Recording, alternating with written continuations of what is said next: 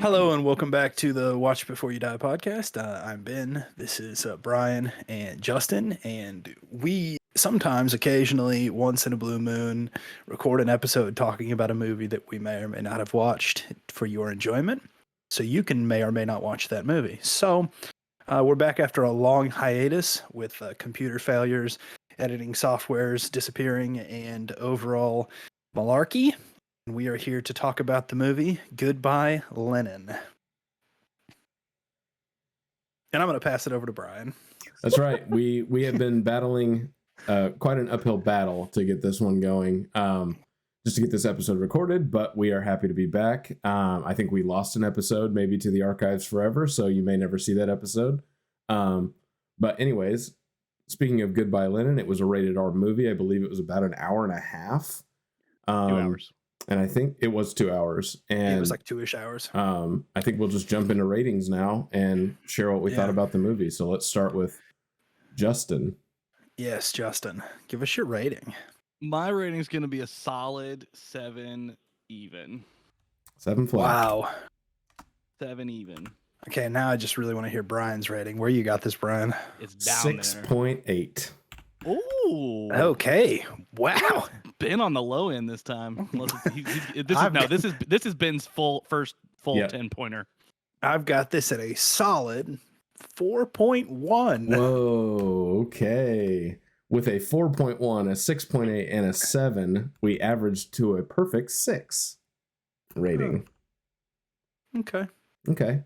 Cool. Kind of middle of the pack. All right, so let's jump into it. Ben, you got the lowest score. Why don't you tell me why you hate this movie so much? Yeah, I will tell you why I hate this movie so much. A combination of potentially bad subtitles. Could have been that. Yeah. Could be. Because the subtitle from the movie, the version that I watched, The way we watched it, yeah. The subtitles. We got to jump poor. in here. We're probably hitting spoilers. So go ahead. Yes. Potentially bad subtitles, which didn't help the viewing experience. A very slow movie. Felt slow to me. It felt like a lot of unnecessary story building for what the story actually was. And I also felt like, though I liked the idea of the movie, and I think the concept of trying to protect the mother from letting basically her whole world falling apart and her not wanting, they didn't want her to find out, basically her son and daughter and random husband that was married with other kids comes back at the end, and nobody wanted her to let her know, like, hey, Germany is not what Germany was. It just felt like the product wasn't there. Like, again, I like the idea of it, and I think it could be a really good movie, and I think it could have almost like The Farewell. It could have some humor in there, and it could have some touching moments. It has a similar plot line almost to that. It just felt very dull to me, and I at times felt like it was dragging when I wanted it to be good. And it had some just really unnecessary moments. I feel like the whole space setup felt very and maybe this is just me not fully understanding the history of that time period and what was happening, and maybe I just needed a little bit more knowledge of that time frame of history. But it just felt like at times the plot didn't come together. So that's why I had it rated low, and it was just a movie that and final note, I also am starting to wonder if, because we are not choosing these movies, they're being chosen for us, whether that's negatively impacting my viewing experience. Where it's like, it's kind of like when like you're about to take the trash out, and then somebody like your wife or your parents or whatever are like, hey, can you go take the trash out? And then you just don't want to do it, even though you were gonna do it. That's what it maybe is happening with some of these movies, where it's telling like you to watch it and you're like, correct. Okay. And then you go into the movie like knowing you have to finish it. It becomes a chore. Yeah, who knows? Okay. Or this just could be a movie I didn't enjoy. So there's that. Because you guys seem to enjoy it. So tell me why you enjoyed it. Yeah, should we jump to Justin with the high score or me with the middle score? What do you guys think? Let's go Justin. No, let's go Justin. Brian. Okay, all right, let's go Brian. But let's go Justin. So I agree with you in a lot of points. I think the premise for the movie is really cool. This is full spoilers. Is mother falls into a coma, and when she comes back out of it, the doctor warns that any big shock could really kill her for good. She could go back into the coma. It could be permanent. She could be out. While she's in that coma, I don't know how long she was gone, but it was a period of months, and the wall that separates East and West Germany came down, and so they lived on the communist side, and they wanted to pretend, for their mother's sake, to not shock her, to pretend that it was still communist Germany. And so that's the premise of the movie. Kind of a fun idea. I totally agree that the amount of how many times are we going to cut into the room with the mom about fooling her about that? Like there were just maybe one too many that were like identical, like the kids singing again and the news reports. I didn't need to see all the news reports that they filmed necessarily. Like there was just a lot of like really dragging. And the astronaut, like the space theme of the movie, they didn't really use that other than just being like finding that guy that looked like the cosmonaut so that they could put him on TV. It was like, this is boring. Like, I don't understand. Yeah. But the things that they did well, in the movie, like when the mom kind of figures out what's going on, like this is the huge spoiler of the movie. I like that they didn't like tie a bow on it or make it like really obvious. Like, I can't believe you did this to me, and have like some shouting match, or, oh, you just love me so much and that's why you did it. It was just kind of like a knowing glance. You know, there's like a moment where the mom's just kind of like, I know what's going on. But I love that my family's here with me and spending time. So that was pretty cool. I appreciated that. I'm trying to think if there's anything else. It was weird, like how many times they blindfolded her, or like there was like these like, oh, it's going to be a big surprise. It's like, well, how many big surprises? You're trying to avoid a surprise by like keeping her sheltered from like the Coca-Cola sign outside her window. And so, I mean, it was a long movie and it wasn't one of my favorites. I do think it was a cool idea, and execution wise, it could have been better, but it wasn't bad. It told a story, at least compared to some of the movies that we've seen. I think it was okay. And I do think I watched this on Apple TV. I paid for it, so I think my subtitles might have been better than your subtitles. Depending, I'm going to go ahead and guess that they were. Could have been. Like this was one of those movies at the beginning of the movie when it started on the subtitles. I was already lost. It was one of those like something. It's a bit like when we watched the Three Brothers, where it's like something is not translating. You can tell something's wrong properly. Yes. I mean, I still got the storyline. I still have the same opinion, but there are definite moments where I'm like, what are we doing? If the difference between good and bad subtitles is like 2 points, like, I mean, it's still the movie is what you watch. You know what I mean? Yeah. So, I agree with most of what you said, though. Justin, why'd you love this movie? Or think it was okay? You loved it so much at a 7.0 or whatever. I mean, it's like his third highest movie. First, I agree. I do agree with some criticism, but I think a lot of the experience that Ben and I had were because of the format that we watched it in, that it was very fuzzy, that it was very it was sort of blurry to be able to see a lot of the emotion in some of the characters' faces. The subtitles were bizarre. Even in the format of the subtitles, it was like bubble letters or something. and they sort of clipped into the bottom of the screen a little bit. Yeah, they did. And so that's obviously a criticism I have, but for me, couple of things that stuck out to me was the lie, right? Because the whole movie is about this lie that they're telling their mom, who had to make very hard decisions about, how she was going to be with her kids. And then when they go out to that, I guess the summer house, I got a little confused towards the middle where they got to that. They were taking her out into they're out doing like a picnic or something. And then she's like, I lied to you all. Your dad, he's a great guy. He's a really solid dude. And he's over in West Berlin, chilling or something. And later we find out that, he goes off and starts this new life because she decided not to take her kids over there. Which to me was interesting because, again, I think I'm along the same lines of Ben, that I don't really know a lot about what it was like for East German people, when that regime was going on when they were stuck on that side of the wall, other than like spy movies. Right. So Yeah, yeah, so there's yeah. all those like there's like Bond movies and other Cold War style movies that are that have to do with the wall and like the checkpoints and stuff. But I never really saw, I guess the eastern side of things, and who knows? I wouldn't know if this is accurate or not. I think it is. In fact, I think wasn't it the year Ben and I at least were born that the wall came down? Did it come down in 90 or something like that? I think it was 89. Yeah, Was a it little bit 89? earlier. It might have been 88, So we were 99. so we weren't I'm even not- born yet, Yeah, So, yeah. So there's obviously that. Daniel Bruhl, I probably didn't say his name right. I love that guy. He's great. He plays a Nazi sniper in Inglorious Bastards, Okay. and did a really great job with that. See, he looked familiar to me, but I just couldn't Yeah. place where it was from. Mhm.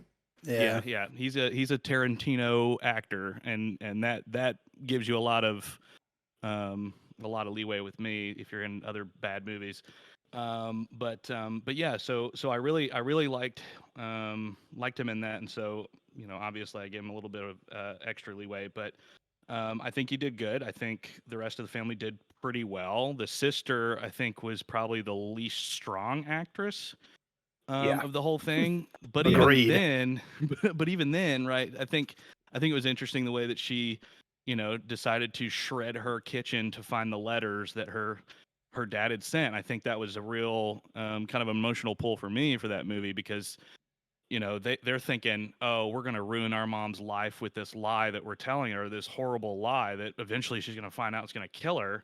And then come to find out she's been lying to them their whole lives. She's ruined their whole lives by lying to them. Yeah. Yeah, so it was a really emotional moment. Those little vignettes of finding out those different things and eventually seeing the dad. You don't really get to see what happens after the fact, like if they made peace or if they talked about it at all. You just see him go into the room and that's it. But at least as far as I know. But the other thing that I found interesting was a lot of the settings, like when they go into the club. I guess it's Laura and Daniel Bruhl's character. They're going their first date or whatever, and they go into that weird German expressionist building that's like half a building where the wall's coming off of it, and there's like that Rammstein band that's in there playing, and the guy's got full body paint, and I mean it's just like a full Duhast up in there, and it was really interesting to see, and I kind of giggled through the whole thing because I thought. It reminded me of the Michael Myers thing he used to do on SNL, the Sprockets thing, where he played that German guy. Y'all have no idea what I'm talking about. Lost me. Anyway, Anyway, it was like a little skit where he would be a German guy. It was just wearing like that, I'm full sure. leathers. Yeah. 100%. Ponytail, all that kind of stuff. It happened for sure. Don't worry about it. But yeah, no, I enjoyed it. Yeah. Is it anywhere near my favorite movies? Nah, probably not. But it was more digestible than I gave it credit for when it first started. Sure. Oh, and the space thing I thought was interesting because that's pretty much all they had, the Soviet Union at that time, right? It was because they were doing the space race, and that's where they found their whole country's identity, right? Or their whole regime's identity was like, we're gonna go do this thing for Mother Russia or for I don't know. Communism. I guess I'm gonna or have to whatever. read a book about East and West Germany because I just didn't have any context for it. I did think that this movie did a pretty decent job of, like, I'm not a history buff either. I don't know what it was like living in East Germany or West Germany at that time. But when you saw the kind of stuff that they had to do, like the kind of clothes that they had to go out and like procure, and the types of like food that they were allowed to eat, and like the certain brands, and it had to be like all for country band and colors. Even and if you heard all like that kind of music playing, you're like, well, that's not allowed. Like it kind of shines a light on that time that is kind of fun in that movie, right? Because it is a little bit of I mean, it's definitely a period piece. It like tells you about that time in history. So I did learn more than I knew about that time. Well, you gotta love every time they mention capitalism, Coca-Cola trucks are driving by, right? And then the big banners down the side of the building, and yeah, I thought that was a nice touch as well. Accurate. But yeah, one other thing that is confusing to me about the movie was there was a pretty cool scene. I thought it was going to be used a little bit differently, but the mother had hidden some money away and they needed to find it because their money was becoming useless and they had like a certain time frame to cash in their, were they francs or something, to turn them into euros. I don't remember what it was, the type. It doesn't matter too much. Yeah, but they were searching high and low. It was francs, trying to get access to her bank accounts, and then she's like, "Oh, I hid the money," and they're like, "Oh, okay, great. Just tell us where it is, and we'll go get it, so we can buy you groceries. You're home from the hospital. You just take it easy or whatever." And she's like, "I lost my memory. I don't remember." And so they're like searching everywhere. Well, she remembers later in the movie, obviously, and then it's too late. And they take it to the bank, and it's just like basically wasted money. And later in the movie, you can see him just like burning it and throwing it off of buildings and just, like confetti because it's just worthless. And I'm like, this whole time, these kids are keeping up this charade. They're paying off kids with what little money that they do have to come and sing and act like it's still, communist and whatever. But then they have like this vacation house still out in the wood. Like, how loaded are these people? Do they actually need money? Like, I didn't know when the money was going to run out. I thought that was going to be a plot point, was like, we couldn't find my mother's money, and now we're going to struggle to like feed her and keep up the charade. But it was like the rest of the movie, they're just like, well, that sucks that we lost all that money. Anyways, also, how do you get that much money stored away during socialism? I have no idea. Like, yeah, exactly. Communism, socialism, like we're all sharing. We should all have the same amount, and somehow I'm fine. Like, I'm doing great. Didn't they have a weird plot point near the beginning where she made clothes as well? So maybe selling the different style of clothing, and maybe that's why she hid it away. Like, I'm not really sure. Report it or something. I didn't pick up that plot point. But the thing that bothered me the most was, we're looking for this money. We need it because my mother's going to starve. She just came home from the hospital. We got to provide. But she's not working and we're not working. Oh wait, we have a. We can't find it, or now we found it, it's worthless. Oh well, that's unfortunate. It's like, that was not a plot point. See, on the DVD version that only got sent out to Russia, there's a deleted scene where they sell the summer home. No, they don't. They don't do that. Oh, okay. No, you can make up whatever you want at this point. Where the dad feels bad and gives them hush money to not meet the other family. There you go. Yeah. You've created a new spy thriller. We got the new plot. I'm gonna call it Uncle, the man from Uncle. No, I don't. I think that's. Oh, should I call it Goodbye Lenin? Yeah, that'd be better, wouldn't it? Yeah. Well, there you go. That's our thoughts on Goodbye Lenin. Unless somebody else has some other thoughts. I think that's it. I mean, it took a while for us to get this episode out to you guys. So if you haven't watched it, I would say just like, it's okay, just skip on past it. But if you want a little slice of life, what it was like in East Germany back in the 80s, 90s. Oh, yeah. Oh, by the way, the only thing that like really shocked me was the nudity. I forgot about these. Some of these foreign movies. Like, that's a naked guy. Just a whole naked guy right there. Yeah. That's so if that's going to be a trigger point, don't watch it. Correct. All right. I think we're ready to roll for our next movie. So we have completed now 11 movies. We have 1,235 movies remaining. Every week we watch a movie, we review it, we come back here, we roll for a new one. Our new movie is number 249. Oof. Not looking good for the boys. Oh no. We went the wrong way. Should we say whether it's domestic or imported? If I know, I'll tell you. But the reason we're reacting this way black is and white. The lower the number, the earlier the movie year. So 249 is a 1951 movie called The Big Carnival. The Big Carnival. Let me look it up really quickly. I know The Big nothing Carnival, about it. 1951. It is not rated according to the internet. It is a noir drama, 1 hour and 51 minutes. Yes, it pulls up another name, Ace in the Hole. It is about another. Bro, this is becoming a theme. Chuck Tatum has bounced across the country from job to job. Winding up in New Mexico, he gets work from the local newspaper. I'm going to stop reading there because I don't know what it is. It's directed by Billy Wilder. It says it can be watched on Amazon Prime, YouTube, Google.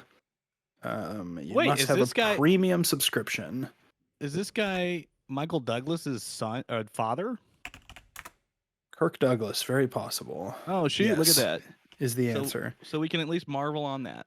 So yeah, we'll get back to you. Hopefully you have Amazon Prime. I will say, just as a plug point here, if you've made it this far, if you watch some of these movies like on a VPN, especially if you're in the United States, be very wary, as there's some new legislation coming in that might change whether you should be doing that. I know some people use VPNs for a lot of things, so just be careful as you watch things. Try to find the legit source if you can, and if you can't, well, good luck to in you. jail. Good luck in jail. Yeah. Good luck in movie jail.